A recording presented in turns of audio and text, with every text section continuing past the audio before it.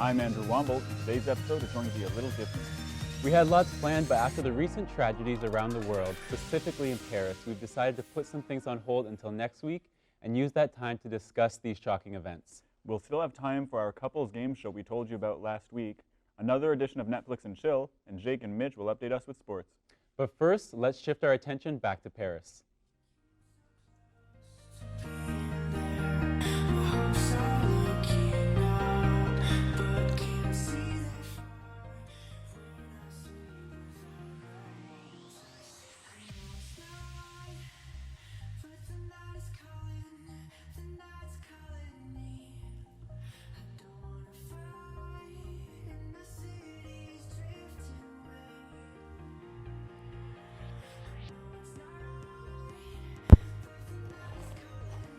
After the November 13th attacks, what type of mindset should Canadians harness towards the devastation? Brendan, I'll start with you. I think we should. Wow, lots of train of thought there.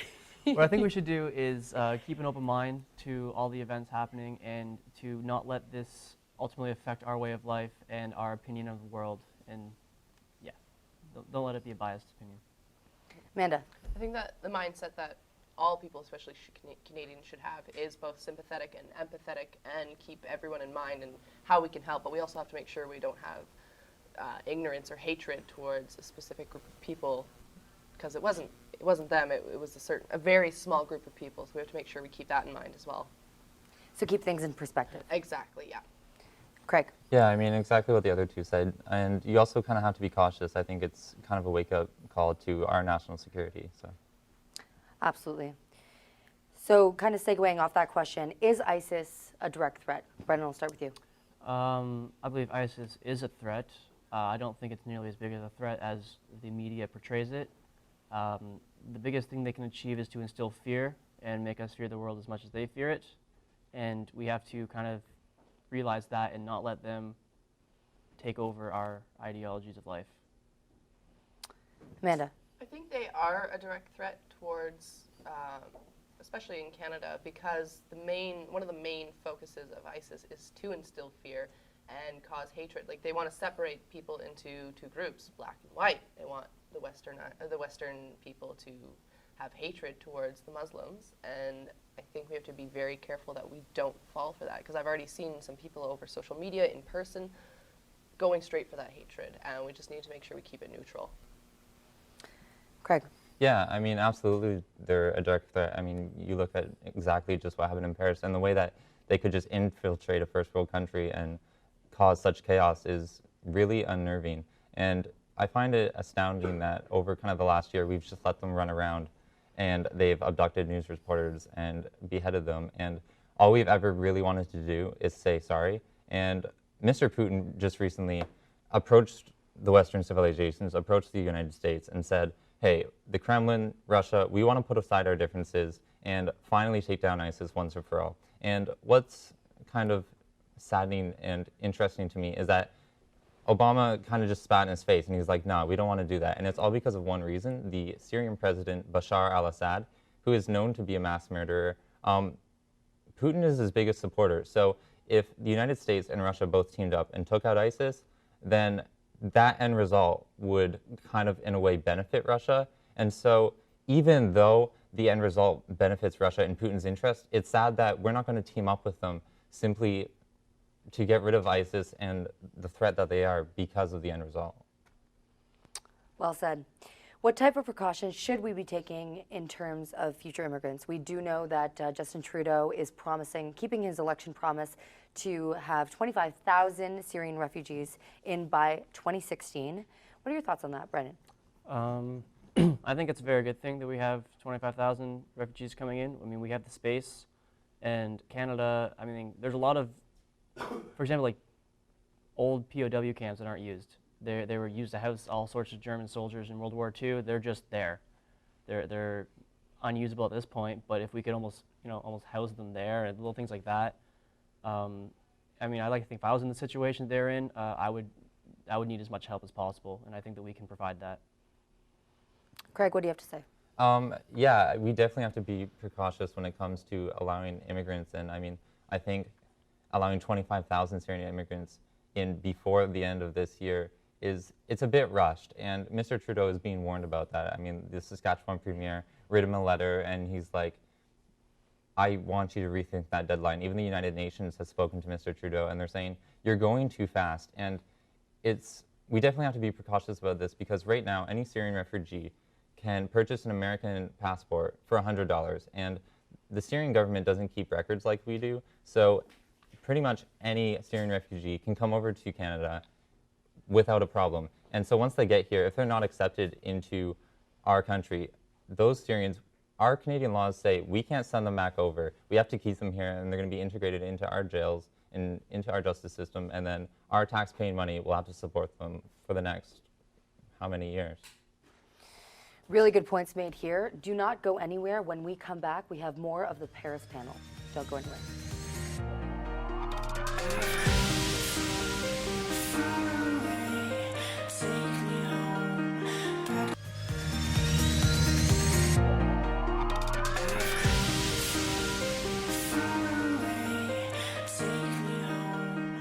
Welcome back to the Paris panel. Moving forward, we've already seen backlash right here at home with the Peterborough hate crime of arson at the local mosque. What do you suggest, how do you suggest we keep a rational mindset throughout these recent events and not become prejudiced to certain races and cultures? I'll start with you, Craig. Yeah, we just need to really stay calm and keep kind of that Canadian mindset of compassion. Like, it's so irrational for people to go out and burn a mosque just because they're under that Muslim umbrella. I mean, the people, what ISIS represents is it's such a small community, so it doesn't make any sense to go out and do that. Amanda, your thoughts? Yeah, I don't think we should be painting all Muslims with the same brush because of a small group of people. I mean, we didn't blame Germans or we didn't compare Nazis to Germans when that happened. Not all white people are part of the KKK, so I don't know why people are being so quick to judge. What do you think the exception is here? I think, unfortunately, it's just people thinking they're, what's the word I'm looking for? They're privileged and that they have this right almost to protect their country, but it's not their country, it's our country. This is home, like this is Canada, and this is not acceptable. This is not what Canadians do. This is not how we behave. And I'm very disappointed. Your thoughts on that, Brennan? Canada is very multicultural. We've been very accepting of all people coming in at all times. In fact, we are immigrants to begin with, everyone here. So I think it's almost ignorant and act out of impulse to burn down a mosque, especially when the people who are doing it are probably like 4th or 5th generation people who have not left Peterborough. They've only known Peterborough, and they have never even tried to see the outside world outside of that small area. So do you think it's fueled by ignorance? I think it's fueled by ignorance. And why do you think Beirut and Kenya took a backseat in terms of coverage and outcry? You know, we've seen national outcry with monuments, with respects to Paris. Why do you think Kenya and Beirut didn't get that same coverage and respect? I'll start with you, Amanda. Unfortunately, I think it's because it's seen as a first world problem where a lot of people resonate with Paris, and Paris is known when you're traveling. Lots of us have friends and family there, and unfortunately, I think it was able to get a front seat because of privilege. But I think we have to keep in mind to care about all the issues happening in the world, not just specifically places that have more revenue and people who we think are relevant. Everyone's lives matters. I think they should all get equal media coverage. Brennan. Well, I agree with everything you said. I also like to add that, Cody actually told us earlier that, as Canadians, we should be demanding. You should be demanding that the news covers these things in the world, because if we're not asking for it, they're not going to deliver. They give us what we want to hear, and unless we kind of step up and really say that we want to know more about these. Lost my train of thought again. We'll come back to you, Craig. Yeah, I don't really know why it took a backseat, but it's rather saddening. Yeah. And with this tragedy, lots of reaction from world leaders, specifically François Hollande, the president of France, saying he will inflict the same pain that his people have endured back on ISIS and specific groups. And we've seen lots of backlash to U.S. President Barack Obama saying he isn't doing enough. And do you think Prime Minister Justin Trudeau, well, let me rephrase that question. How do you think world leaders are reacting to the issue? Are they doing enough? Could they be doing more? Could they be taking a different angle or approach? I'll start with you, Craig. Yeah, well, I don't know. I think kind of the U.S. is kind of scarred because of what happened in 9/11. Maybe this is almost for them a reoccurring nightmare. Right now, there are 31 senators in the states that don't want Syrian refugees within their own state. I find that very interesting. But as far as like a world leader response, I think it's truly an incredible story that the French Prime Minister is still taking in those 30,000 Syrian refugees. I mean, that's really kind of a perfect response.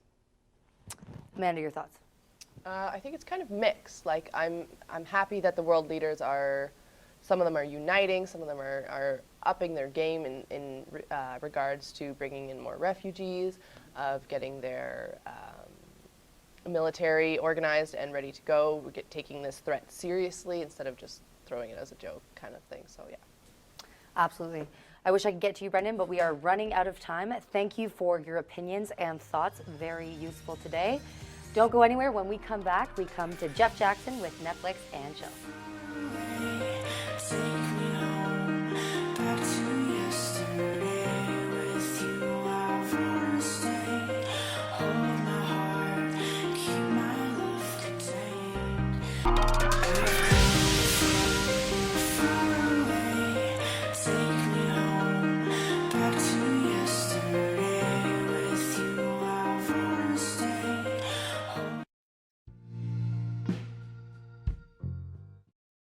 Jeff Jackson.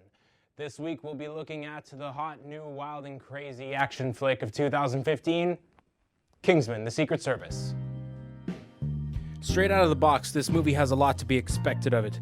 The film has a ridiculous cast starring Colin Firth, Samuel L. Jackson, Michael Caine, Mark Hamill, and Mark Strong. In this film, the Kingsmen are an old, unknown agency dedicated to the preservation of peace and the greater good. Unaffiliated with any nation or governments, they operate entirely independently and under their own terms. Kingsman is a coming-of-age story centered on the unprivileged and undaunted Eggsy Unwin, the son of Lancelot, a Kingsman who was killed in action when Eggsy was just a toddler. Following his father's death, Eggsy grew up into a rough and violent life, watching his mother abused by her second husband, trying to look out for his baby sister, constantly being berated by the thugs of his neighborhood. Eggsy just wants to set things right for the people he cares about. Meanwhile, the Kingsman Harry Hart, or Sir Galahad, attempts to atone for the death of Eggsy's father by pulling Eggsy out of his violent upbringing and training him to become the next replacement for the lost Kingsman Lancelot. Eggsy's training is soon cut short as the billionaire philanthropist Richmond Valentine plans to save the human race by reducing the population of Earth to only the super rich and elite. At that point, Kingsman sort of becomes Spy Kids but for adults. Galahad puts Eggsy on the path to becoming a true gentleman, someone who risks lives only to save others, someone who puts restraint and sensibility above vengeance, someone who tips a fedora and says "milady." Okay, scratch that last one. So what is watching Kingsman like? It's like falling in love. It keeps you waiting. The good parts end as quickly as they begin, and it always leaves you wanting more. Kingsman beats around the bush a lot for certain parts, but at others, it jumps to being over the top, unpredictable, inventive, and unique. This method makes the good moments so much more satisfying. The fight scenes are so extensively choreographed, so amazing, every time you'll be wishing it never ends, and you'll forget that there ever was a wait. In fact, if I wasn't writing this review, I'd probably be watching Kingsman again right now. It grabs you by the face and takes you to new and unexpected situations in a fresh and suspenseful way. Kingsman's strong points are Colin Firth and Samuel L. Jackson's performance, well-choreographed fight scenes, strong development of the main character, and the overall spectacle that the film executes by undertoning absolutely nothing. This is a good film to watch with your friends, for that high entertainment value, and for the memorability. Manners maketh man. Follow us on MySpace if you enjoyed this review. As always, I'm Jeff Jackson and you're watching AC Talk. Now let's go back to the studio. A long-term relationship, and that's hosting a talk show about being in a relationship. Hi, I'm Brittany Brodziak, and welcome to the Couples Game. In my 5 years of being in a relationship, I've experienced the highs and the lows, and it's only made my relationship stronger. But enough about me.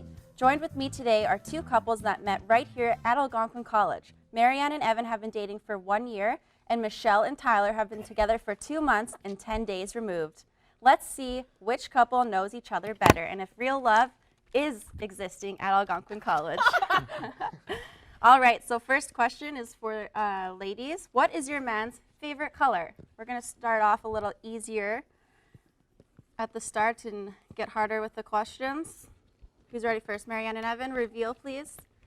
Blue. Hey. Awesome. Congrats, you got it right. Tyler and Michelle? Orange. Yeah, go team. That's kind of a weird color to like. Is burnt orange or like it's a pumpkin burnt orange, like yeah. this? Burnt orange. So you really like these couches? The Texas Longhorns. Cool. All right, gents, what is your ladies' favorite TV show? No cheating here. Don't act like you don't know it, Evan.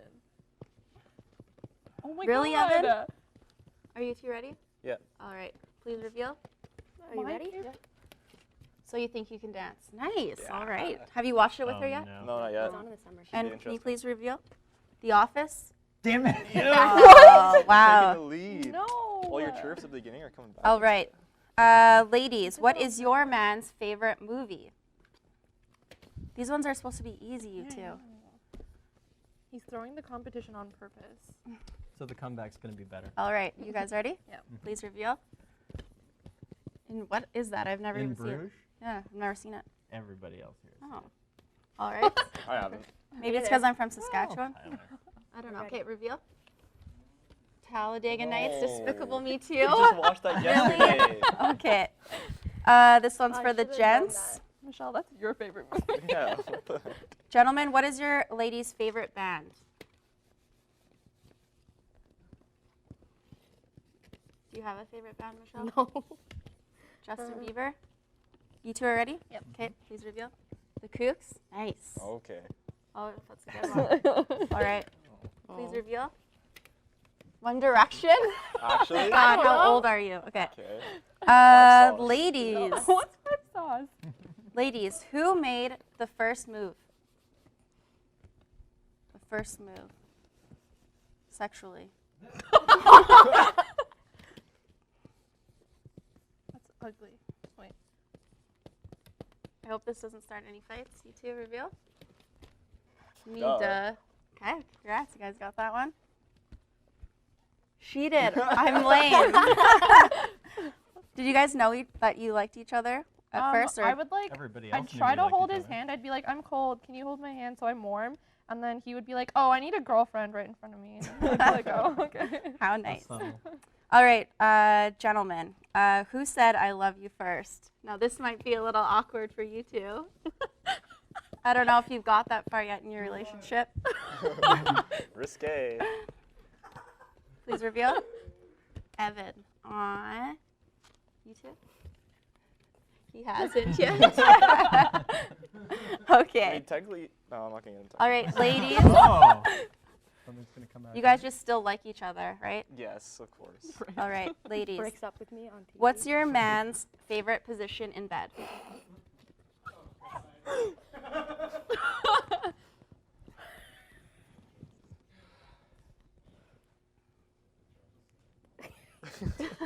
Do I have to? Have you guys even had a sleepover yet? We have. Yes. Oh, you have? Wait, are we ready? I to hope your mom's finish? not watching, by the way. Oh my God, I hope my mom's not watching either. All right, are you two ready? Hi, Michelle's mom. Who's ready? My handwriting's terrible, so I apologize. Okay. Like, I'm really scared to see what his answer is because I don't. Are you two ready? Yeah. I mean, Okay, please just- reveal. No, can they go? Okay, we're going first. Okay, us. Yeah. Spooning. Wait, okay, I don't even want to ask. All right. Right. I don't know what it's really called. Normal? No. What's a normal position? I don't know what it is. Okay, I just so- Okay. that Gentlemen, one? how long does it take your lady to get ready for a night out on the town? I don't think I've ever accompanied you on a night to the town. No, but you've accompanied me while I was getting ready. Huh. All right. Are you guys ready? Please reveal. No. 1 hour? Well, goodness. pretty That's a close. long 1.5. Half an hour to do my hair. Huh? Okay. Oh, close. I'm sorry, 5 minutes is a big All amount right. of time. And last but not least, last question. How old is Alvaro? How old do you think Alvaro is? Easy. 26? I didn't write it, but I think he's 24. Okay. All right. Well, that's close enough. All right. Well, that's all the time we have on our couple show today. Stay with us next because our gamer, Jeff Hay, is doing our segment we like to call Level Up.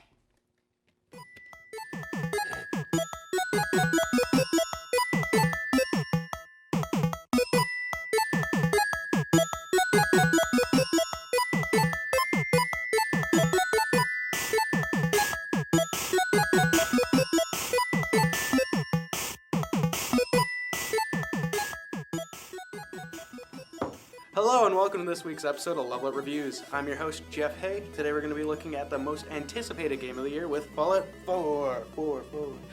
And with that, we're going to break open a Nuka-Cola, sit back and relax as we climb out of the vault in this week's episode. Intros are hard.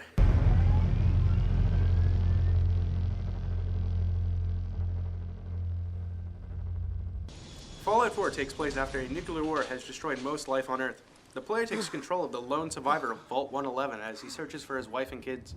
Fallout 4 is an open-world sandbox. What this means is that you are free to roam this gorgeous-looking wasteland to help or kill whoever you come across. Fallout 4 is made by legendary game developers Bethesda Studios. They have made such fan classics as the Elder Scrolls series,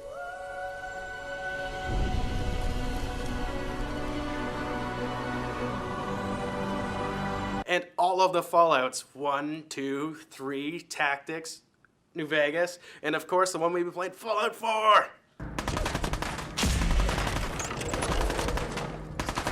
Fallout 4 has way more customization than any other Bethesda game before it, allowing you to take any weapon in the game and make it your own by adding awesome pieces to it and making it really your own. To store all your guns, you can make your own settlements featuring turrets, crazy lighting displays, and even a space for everybody's best friend, Dogmeat. My only issue with this perfect game is that there are some bugs and frame rate issues. This really doesn't take anything away from the game, it's just annoying when you have to restart a certain checkpoint because your character's stuck in a door, or you just have certain places that are frozen. Well, with that being said, fans of first-person shooters or RPGs will absolutely love this game. Say goodbye to your social life as you'll be spending most of your time exploring the wastelands and seeing everything that it has to offer.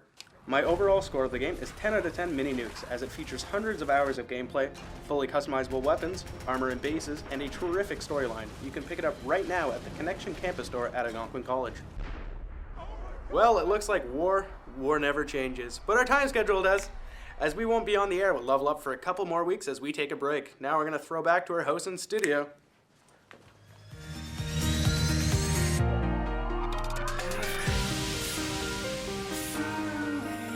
Sports!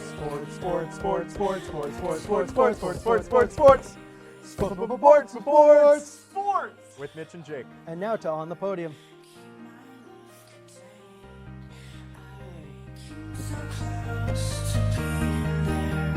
Number 3 this week, we have the Algonquin women's and men's volleyball teams who were in action last weekend at the Ronport Athletic Facility here at Algonquin, where they played Georgian College.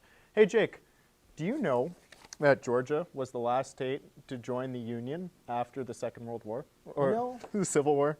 You know, Mitch, I didn't know that, but did you know that Georgian College is actually in Toronto? No, and apparently I can't get my wars right, so let's just move on from there. All right. The women beat the Georgian team with a clean 3-0 sweep, led by star player Brianna Shearhorn, with 15 kills by herself. The men, however, once again did not fare well and were swept in 3 sets by the men's Georgian team, and their losing streak continues, Jake. That is unbelievable how defeated the men's volleyball team is, Mitch. Number 2 this week, Tony Romo is making his comeback to the NFL this Sunday after being injured for the majority of the season thus far. Fun fact, Dallas has lost all 7 games without their all-star quarterback this season. Dallas currently sits last place in the NFC East division with a record of 2-7, but they still have a chance at the playoff, as all the other teams in the NFC East are equally as terrible, Mitch. It's true, Jake. And in the number 1 position this week is UFC 193, which happened this past Saturday in Melbourne, Australia. Oh, you know, Mitch, I actually heard about that. What exactly happened? Oh, nothing much, Jake. Except that undefeated champion Ronda Rousey lost her title belt. What? To who? Well, Jake, Ronda lost to up-and-coming fighter Holly Holm in just 2 rounds. Oh, right. You know, Mitch, now you're jogging my memory. I think we actually have a clip of that tussle between the two tallywhackers. Roll it. But this is boxer, kickboxer, straight left. Mixed martial artist Ronda Judoka turned mixed martial artist. Beautiful. Beautiful. She's hurt. Is in trouble. She's hurt. Holly looking to finish. Holly Holm. Did you see that, Jake? She got KO'd. She got destroyed. She sure did, Mitch. And then this came after much publicity of the fight, where Rousey was heavily favored to win the match in short fashion. Well, she blew that one, Jake. I think, you know, we might need to see that one more time just for a refresher of how that fight went. Roll it! Martial artist. Beautiful. Beautiful. She's hurt. Is in trouble. She's hurt. Holly looking to finish. Holly Holm is the... Well, Mitch, I think it's that time that we end sports. I don't really want to say goodbye, Jake. Not yet. So let's not say goodbye. We're going to be back Algonquin next week. Join us, Mitch and Jake. And now we throw it to Andrew and Cody with the look ahead. Sports!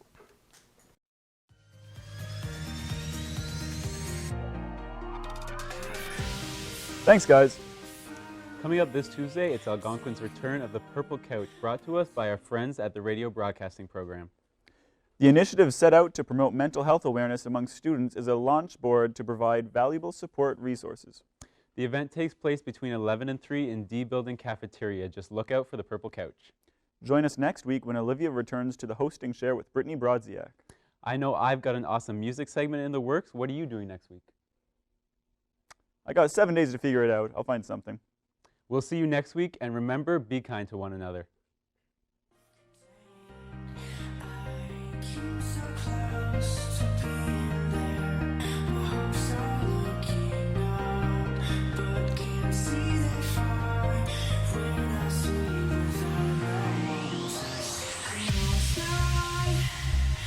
The night is calling, the night